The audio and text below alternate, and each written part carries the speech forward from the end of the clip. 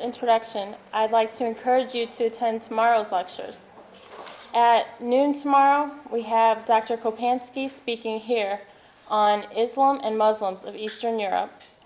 And also tomorrow night at 8 o'clock in this room again, we have Dr. Philip Bohm speaking on Iron Curtain Calls, Problems Facing Theater in Eastern Europe.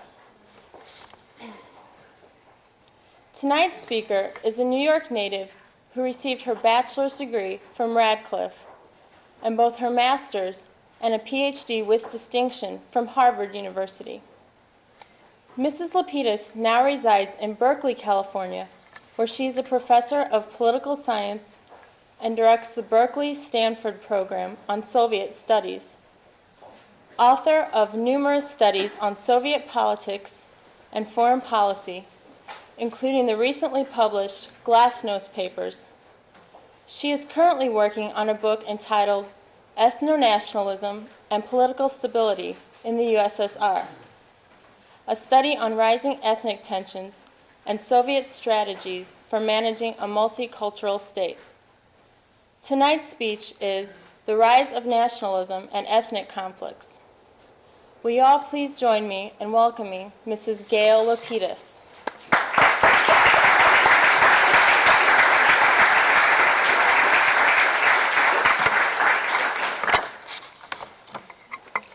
Thank you very much. It's an honor and a pleasure to be here with you this evening.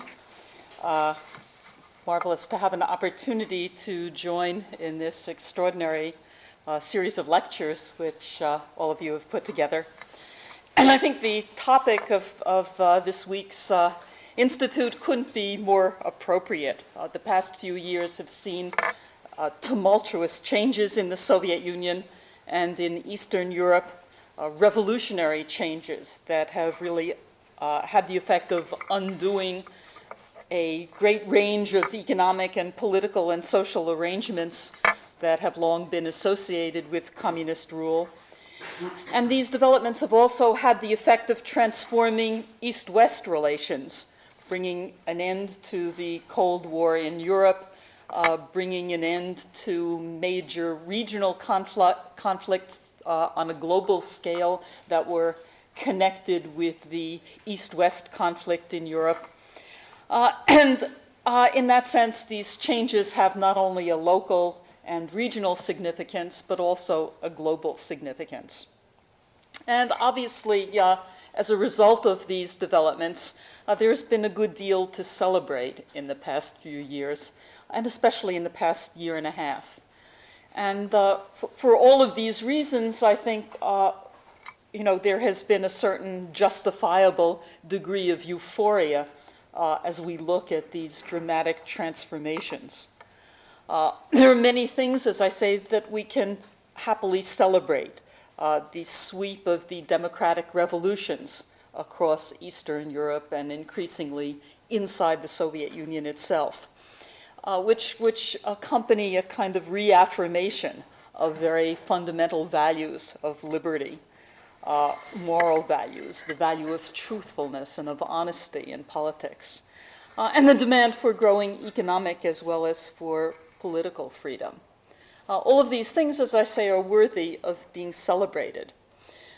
But it is also important to recognize that what we're seeing in this part of the world is an extraordinarily traumatic process, and a process that is likely to be accompanied by extremely painful and difficult times in the coming months and the coming years.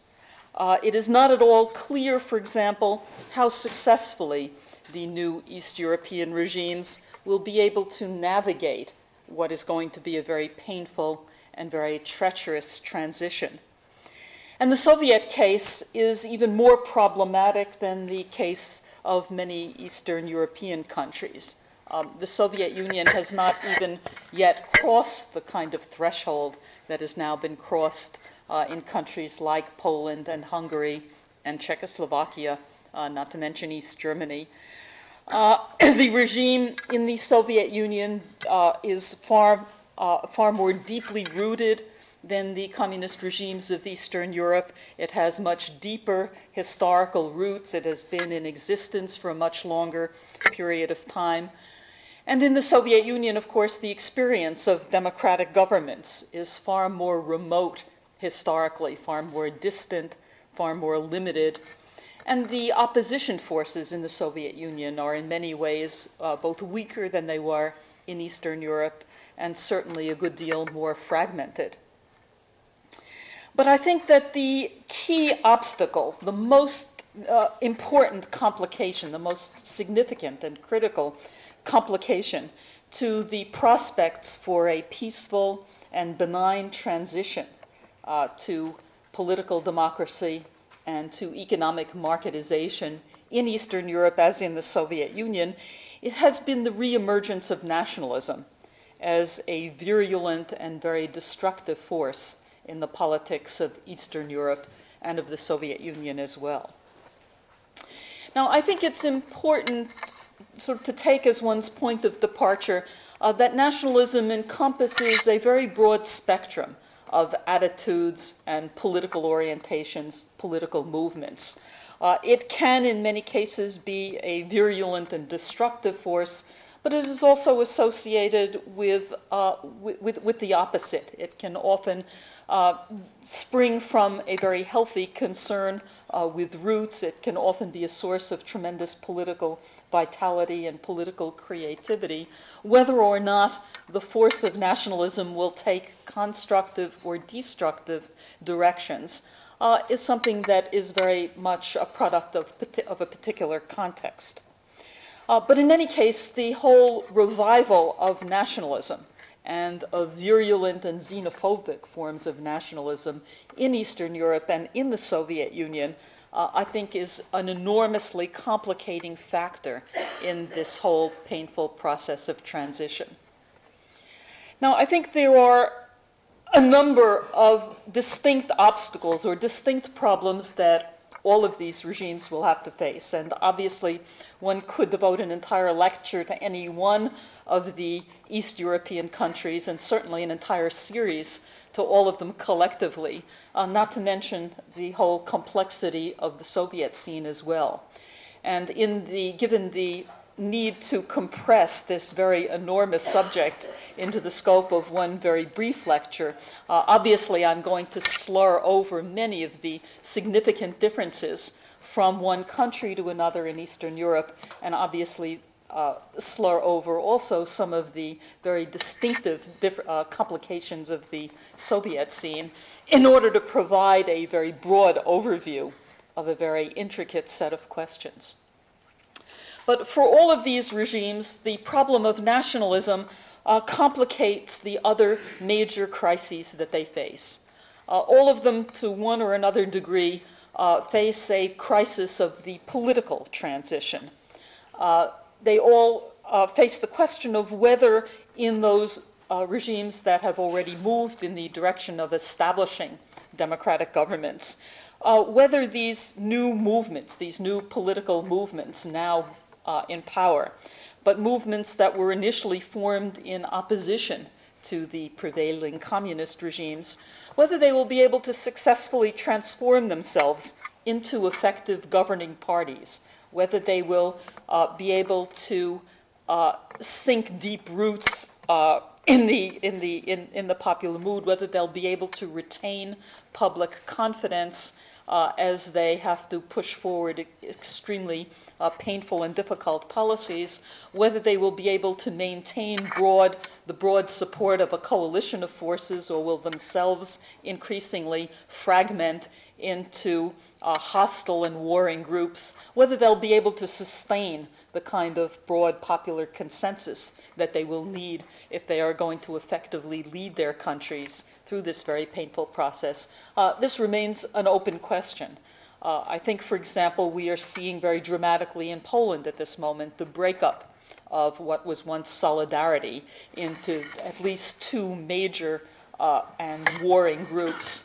On the one hand, this is to be expected because many of these broad movements like Solidarity were coalitions that could form only in a sense, in opposition to the prevailing regimes. And it's quite natural that once the enemy that had united these very diverse forces and movements has been more or less eliminated from the scene, that different orientations, different personalities will emerge and these movements will fragment.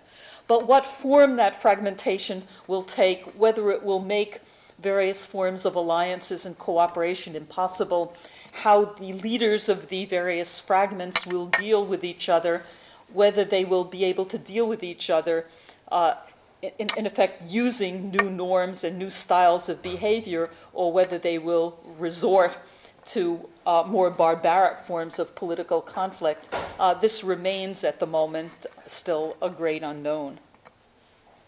A second major set of problems that confronts all of these newly established democratic governments, and obviously that confronts even those that haven't entered into this transition process, are the problems of economic crisis.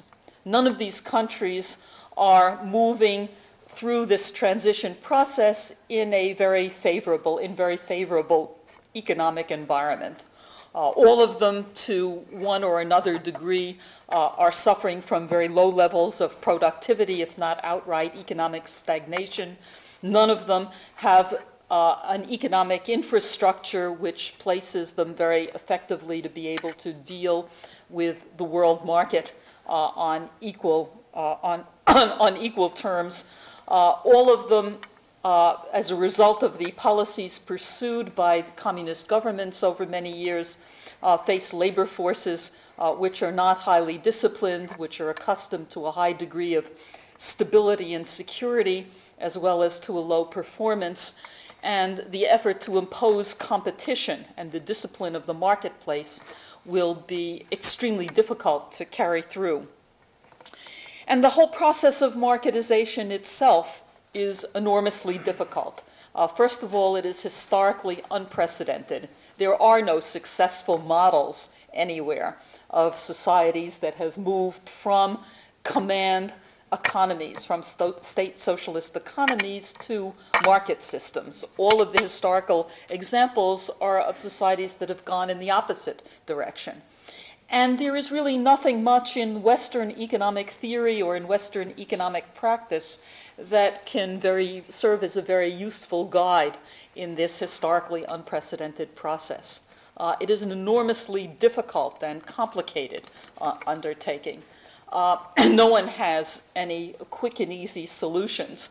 And the hordes of Western economic advisors who have been descending on these various countries and offering them advice about everything from how to create stock markets to sort of how to set up banking and tax systems and so on, sort of are often bringing advice based on the experience of Western societies, which may or may not be adaptable or relevant in this very different economic context. So even in the best of circumstances, and probably the former East Germany faces the best of all possible circumstances because that process of transition is essentially guaranteed by its absorption into the West German economy. But none of them face are starting this process from a very favorable starting point. And it's going to be a very difficult and painful process as the guarantees that have been built into these economies in effect have to be taken apart, and as enterprises, workers, whole industry sectors begin to face the painful realities of competition. A third major crisis which all of these countries confront, and that is obviously connected to but somewhat distinct from the economic crisis, is the ecological catastrophe. The consequences of completely heedless and unbridled exploitation of natural resources without any concern for the environment. And this isn't merely a marginal question. In many of these countries, the ecological crisis is really closely connected with major health crises. Crises caused by badly polluted waters, by badly polluted soil, by situations for example, in southern Soviet Union, a massive infant mortality, which is connected to terrible ecological damage. And it is one thing to join ecological movements that are in part connected with a general movement of political protest against what is perceived as an alien and hostile political regime. But it's another thing to try to sustain a commitment to ecological movements when you are now at the same time trying to do so in a government which you think of as your government, in a situation in which you're facing major economic crises and in which dealing with environmental problems simply raises still further the already unpalatable costs of the economic transition.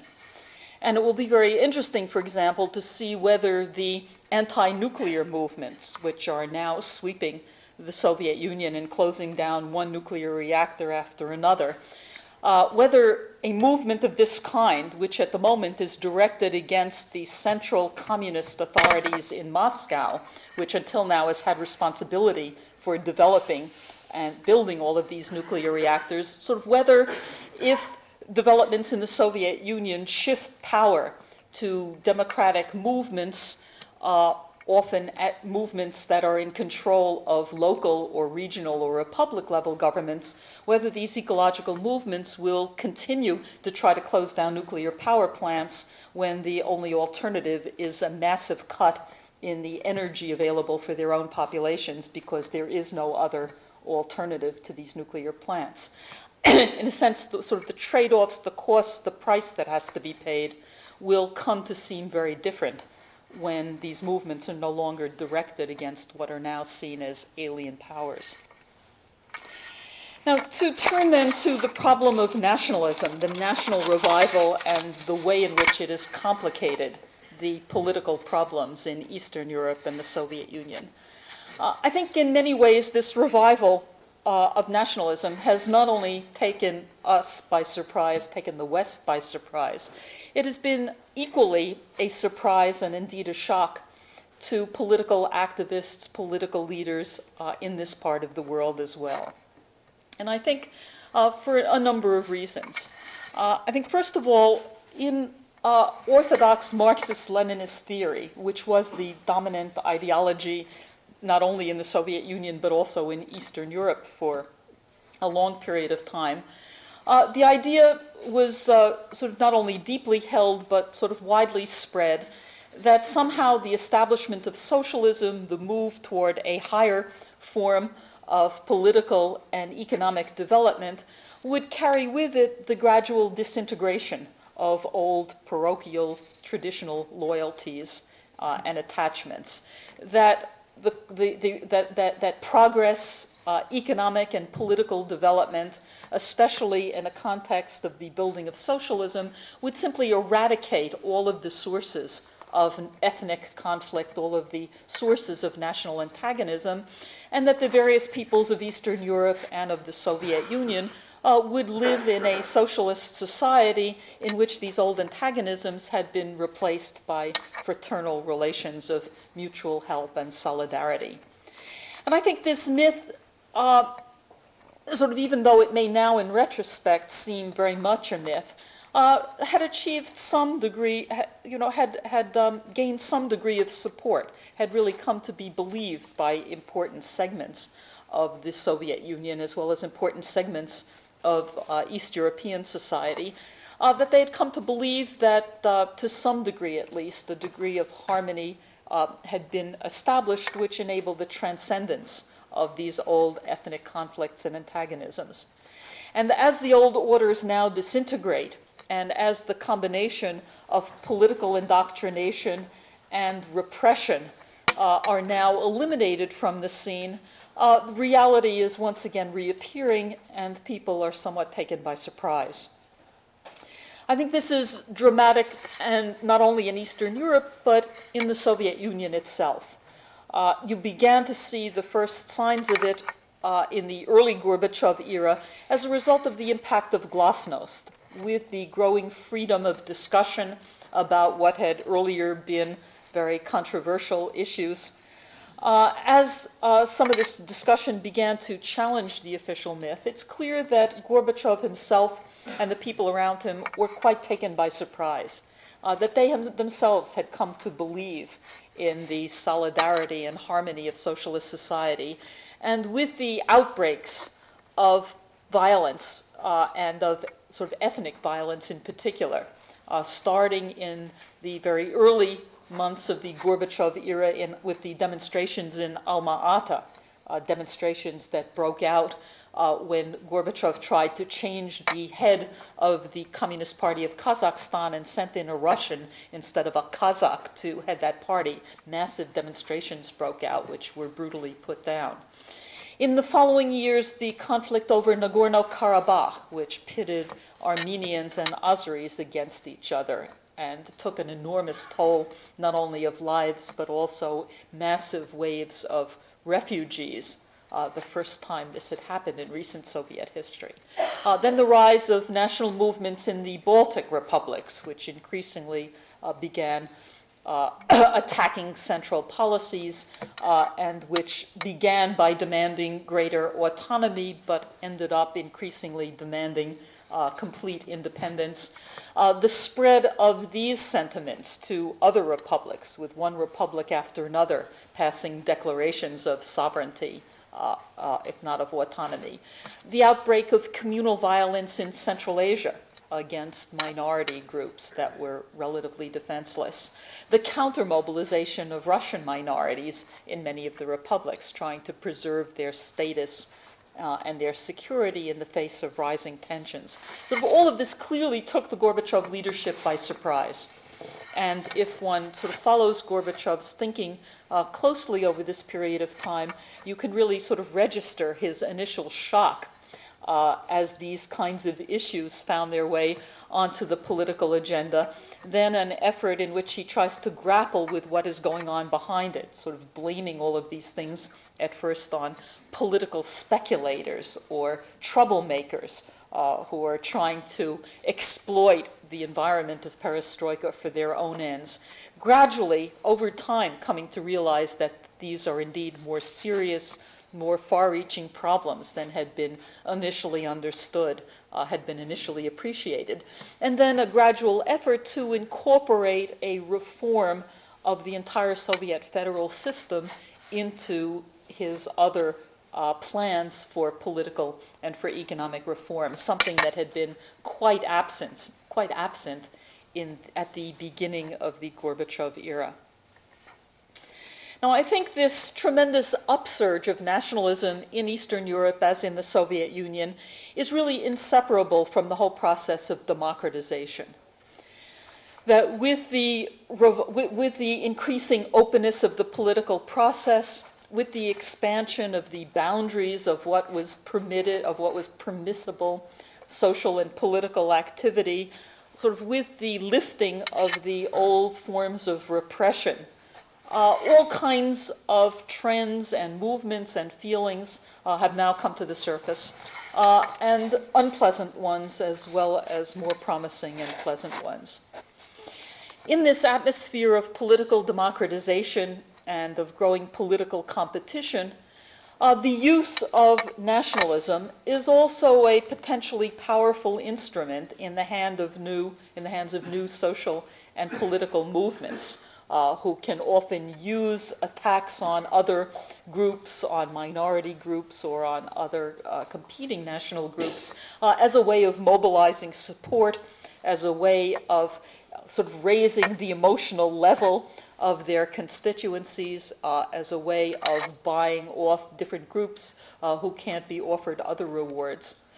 And I think that it is not only, the rise of nationalism is not only connected with the process of democratization, it is also, I think, further exacerbated by the acute economic problems which this whole region is experiencing. In a situation in which there is no expanding economic pie with which you can reward your supporters, or in which promises of an immediate and better future are not going to look very realistic.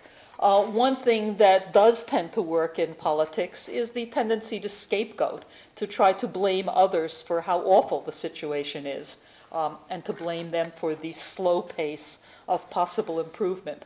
So for all of these reasons, I think a variety of political movements all across Eastern Europe and the Soviet Union are likely to continue to find the national question an issue that they can exploit for their own political purposes, both to build cohesion among a circle of supporters and to try to direct frustrations and resentments against other groups.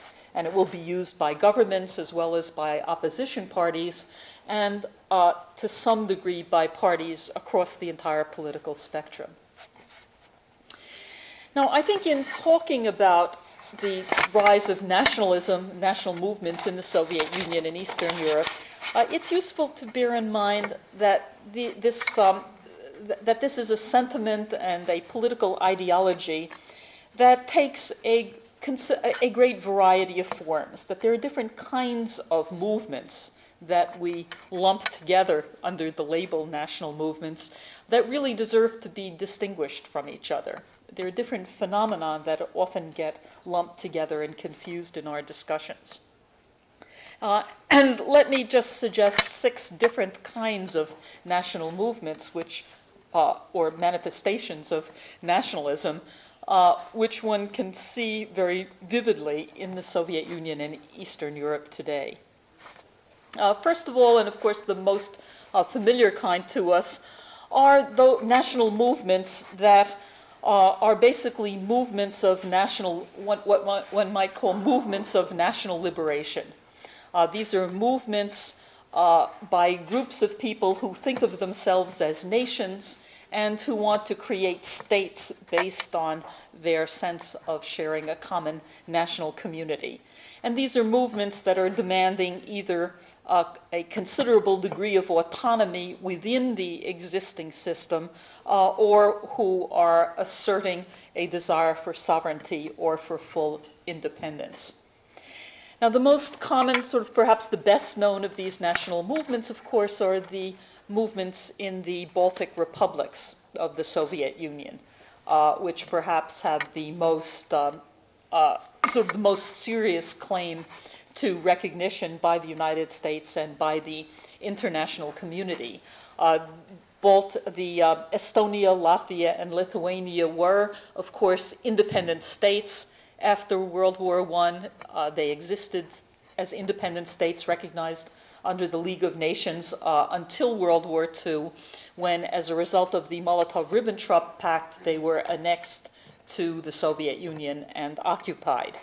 And they argue, in effect, that sort of their position is that they never legally became part of the Soviet Union. They are, in effect, occupied territories, and they have been demanding the restoration of their independence and the annulment of Soviet control over their territory.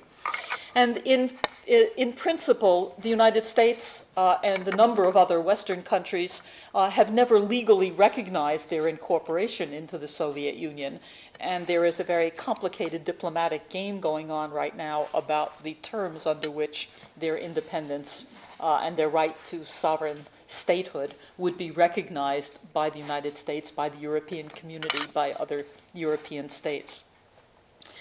And there are also another important such national movement is now taking shape in Czechoslovakia. It is a Slovak national movement which is increasingly demanding some form of autonomy, if not outright independence. And of course, it is a major it is a major current in various parts of Yugoslavia as well. Slovakia, Croatia, other entities within Yugoslavia are also moving in this direction, as are a number of other republics in the Soviet Union. In recent months, some 13 of the 15 Soviet republics have adopted declarations of one or another kind insisting on their sovereignty, insisting on their right to control not only all of the economic activities within their own republics, but also insisting on the right to conduct an independent foreign policy, independent economic ties with other sovereign states, membership in the United Nations, and so on. Now, at this point, one can't necessarily take all of these demands and statements and declarations at face value.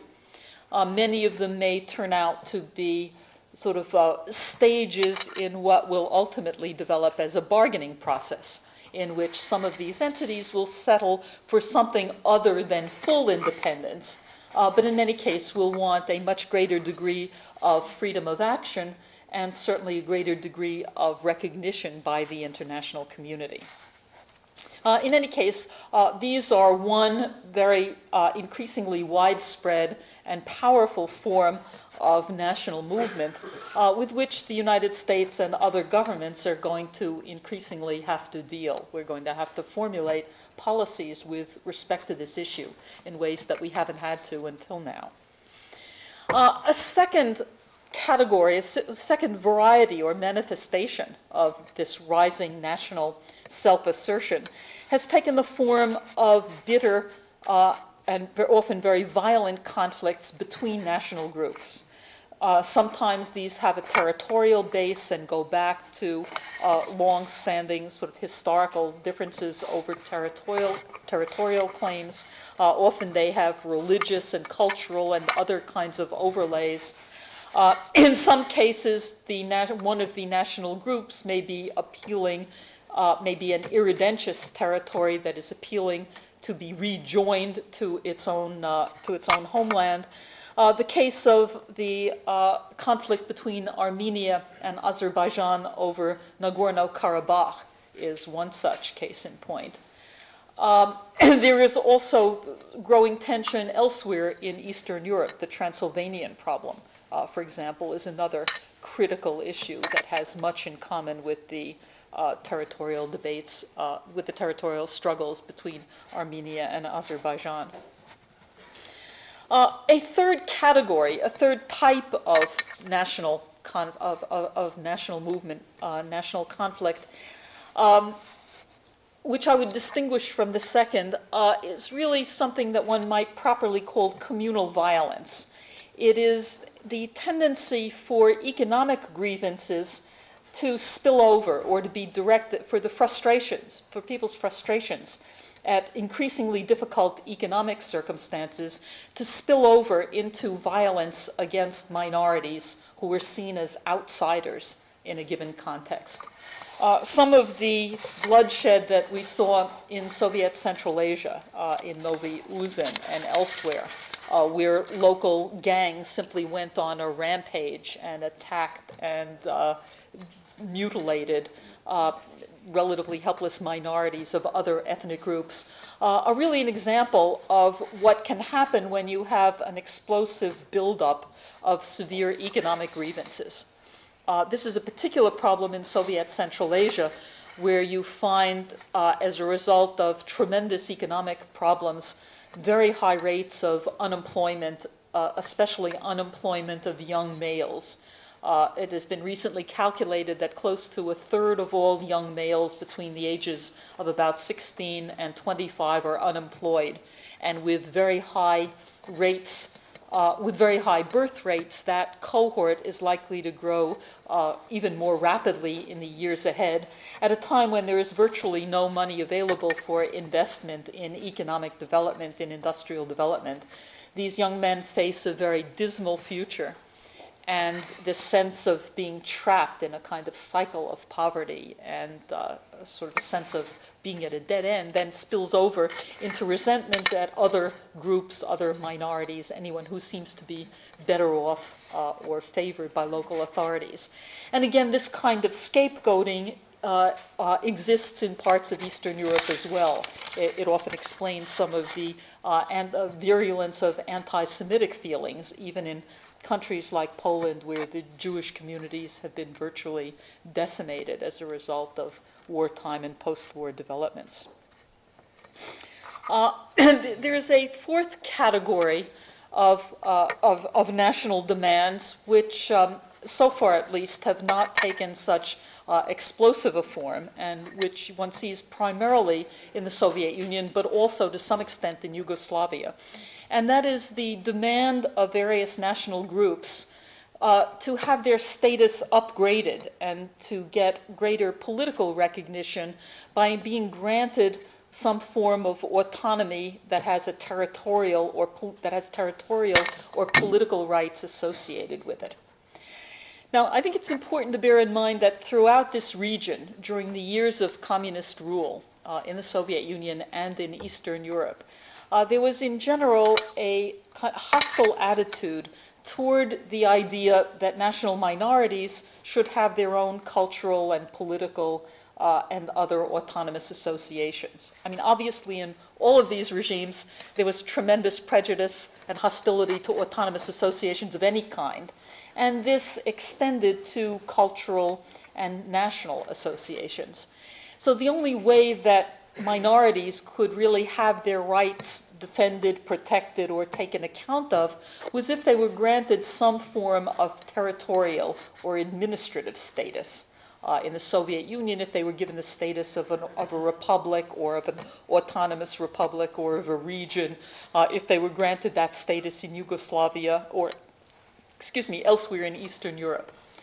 And now in this new environment, all sorts of minority groups are demanding that that status be either reaffirmed or upgraded because there is still no confidence that it will be possible to create some kind of law-based state in which minority rights will be protected if they don't have some mechanism that is either territorial or political for the defense of their rights. A fifth category of demands, this one more exclusively limited to the Soviet Union, although not completely, is the category of minority groups who were the victims, the special victims of persecution in the Stalin era, the so-called punished peoples of the Soviet Union, many of whom were declared to be enemy agents, were forcibly uprooted from their homelands, had their homelands liquidated, were sent into exile in Siberia, and now, little by little, sort of are being progressively rehabilitated legally, but who want to return to their homelands. The Crimean Tatars, who were active in protest movements in Moscow several years ago, are one such group. There are many of them, many of them very small minorities. But these were groups that were simply deprived of all recognition, uprooted from their homelands, and now, while in principle, many reformers in the Soviet leadership would like to do something to recompense them for these past wrongs. And many have drawn an analogy to the treatment of the Japanese Americans in the United States who were put into internment camps into World War II. At this point, in order to restore their former rights, some of their land and property and their sort of territory would have to be returned to them, territories, lands which have meanwhile been settled and inhabited by other peoples, and so there is a tremendous resistance at the local level to doing anything that would constitute real restitution from their point of view. And then a final issue that is a major problem in the Soviet Union and in Yugoslavia, to some degree a problem in Czechoslovakia, but I think much less so, has to do with the whole status of what was once the dominant partner in multinational, multi-ethnic political communities. In the case of the Soviet Union, the problem obviously centers on the Russians and the role of Russians, who tend to be seen by many of the non-Russians as in effect as having played an imperial role, as having been responsible for many of the crimes of the Stalin era, for sort of having exercised political and economic domination over the rest of the country. And so it's not surprising that many of the national movements that have developed among the non-Russian populations of the Soviet Union now have a very strong anti-Russian thrust. One sees a similar phenomena at work in Yugoslavia, where there the central nationality have been the Serbians. They have been the dominant force in Yugoslav political and economic life. Their language has been the official language of Yugoslavia. And again, in the reaction with the development of national movements in other republics, these movements not only have an anti-centrist thrust, but a specifically anti-Serbian thrust. And in the case, in both Yugoslavia and the Soviet Union, one of the responses of the dominant group, the Russians and the Serbians, is to be startled and then infuriated by what they see as this unwarranted wave of hostility directed against them. They tend to sort of have the attitude that many former colonial powers have, that it is they who have brought the benefits of civilization to all of these less developed peoples, and now they're being rewarded with intolerable ingratitude for all that they have done. And so you find a counter-mobilization going on of the Russian settler communities in the Baltic republics or in Moldavia, now trying to organize themselves to get the central power to intervene on their behalf, or Serbians who are trying to arm themselves in Croatia and elsewhere to try to resist the pressure from the dominant groups. And this too creates a tremendous tension, sort of tremendous potential for confrontation between these newly assertive national movements and national groups and the remnants of the old settler communities who now find that themselves defenseless, who no longer can appeal back to the central authorities in defense of their interests, who find themselves under attack, who now find themselves resented as outsiders, much as the French settler communities in Algeria or the British in India or elsewhere similarly found their prerogatives and privileges under attack. Now, it would be very difficult to sort of summarize briefly the enormous range of issues that these newly assertive national movements have been attempting to raise, attempting to put onto the political agenda. But here again, let me just try to summarize them very briefly. In many cases, these are issues that are common to the Soviet Union and Eastern Europe because of some of the essential similarities in all of their regimes. They were all governed for a long period of time by communist regimes characterized by an extreme concentration of political and economic power and by the exclusion of any real participation in economic and political decision-making.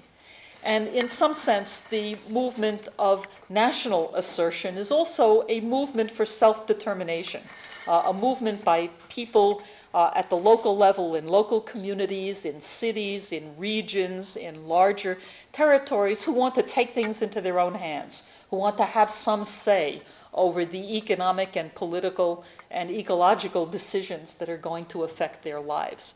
So it is in many ways a movement for empowerment, which in multi-ethnic societies then takes on a national form, but which even if you look at the Russian Republic of the Soviet Union, which covers a vast territory from Moscow all the way to the Pacific, there is a movement for self-assertion and self-determination even in the cities and regions of the Russian Republic by Russians who feel themselves that they have been excluded from real power over their lives. And you get sort of tremendous pressures for participatory democracy at the local and regional level as well.